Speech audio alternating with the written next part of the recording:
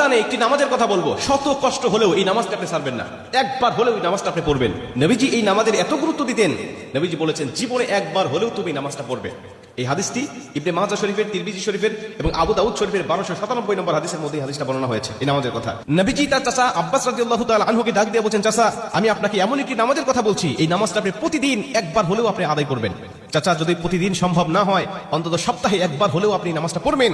যদি সপ্তাহে সম্ভব না হয়, তাহলে আপনি মাসে অন্তত একবার এই নামাজটা আদায় করবেন।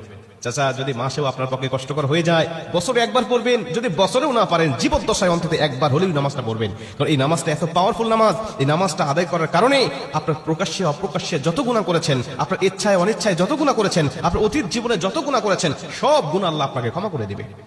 চাচা এই নামাজটার নিয়মটা একটু ব্যতিক্রম। এই নামাজটাকে বলা হয় সালাতুত তাসবিহ। এই নামাজের মধ্যে অতিরিক্ত কিছু তাসবিহ পাঠ করতে হয়। সুবহানাল্লাহ, আলহামদুলিল্লাহ, লা ইলাহা ইল্লাল্লাহ, আল্লাহু আকবার। এই চারটা তাসবিহ একত্রিত করে সুবহানাল্লাহি ওয়াল হামদুলিল্লাহি ওয়া লা ইলাহা ইল্লাল্লাহু আল্লাহু আকবার, এই তাসবিহগুলো, এই বাক্যগুলো এখানে পাঠ করতে হয়। 4 রাকাত বিশিষ্ট এই নামাজ সালাতুত তাসবিহ, 4 রাকাত